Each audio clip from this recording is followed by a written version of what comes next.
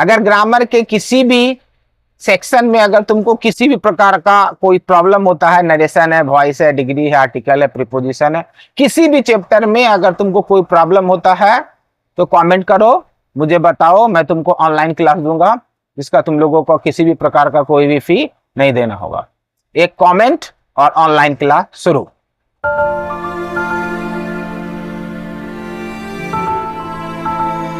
आज इस वीडियो में हम लोग देखेंगे डायरेक्ट स्पीच क्या होता है और इनडायरेक्ट स्पीच क्या होता है। चीजों को थोड़ा गौर से समझना।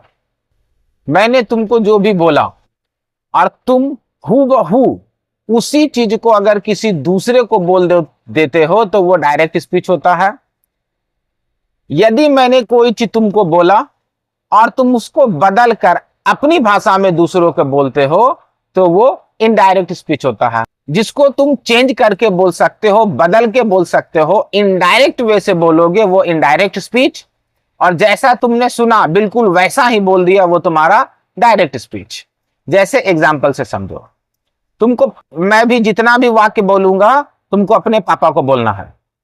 2 और 2 4 होते हैं, अपने पापा को बोलो।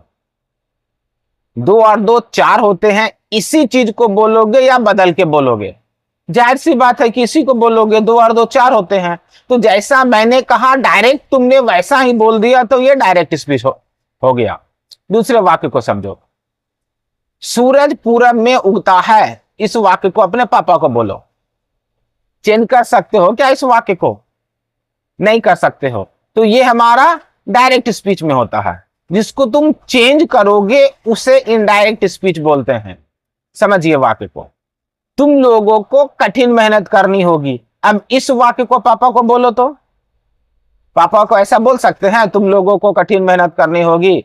पापा को क्या बोलोगे? हम लोगों को कठिन मेहनत करनी होगी। तो ये हमारा क्या हो गया? इनडायरेक्ट स्पीच हो गया, क्योंकि तुमने डायरेक्ट मेरे शब्दों का यूज नहीं किया, तुमने इनडायरेक्ट वे से बोला, अपने शब्दों का यूज किया, तो वो इनडायरेक्ट स्पीच। फिर से देखो दूसरे वाक्य को, पानी 100 डिग्री सेंटीग्रेड पर खौलता है। अब इस वाक्य को पापा को बोलो तो पानी 100 डिग्री सेंटीग्रेड पर खौलता है, इस वाक्य को पापा को बोलो। तुम इसमें किसी प्रकार की कोई भी चेंजिंग नहीं कर सकते हो, तुमको भी यही बोलना पड़ेगा, पानी 100 डिग्री सेंटीग्रेड पर खौलता है। तो ये हमारा डायरेक्ट स्पीच होता है। तुम इसमें कोई चेंज नहीं कर सकते हो, तुम अपने शब्दों में नहीं बोल सकते हो। जिसको तुम अपने शब्दों में बोलोगे, इनडायरेक्ट वे से बोलोगे, वो इनडायरेक्ट स्पीच। डायरेक्ट बोल दिए वो डायरेक्ट स्पीच। चलिए दूसरे अगले वाक्य से समझिए, बर्फ पानी का एक रूप है। अपने पापा को बोलो, क्या बोलोगे? इसी वाक्य को बोलना होगा, बर्फ पानी का एक रूप है। आप इसमें चेंजिंग नहीं कर सकते हैं। तो जैसा आपने सुना, आपको डायरेक्ट वही बोलना पड़ेगा।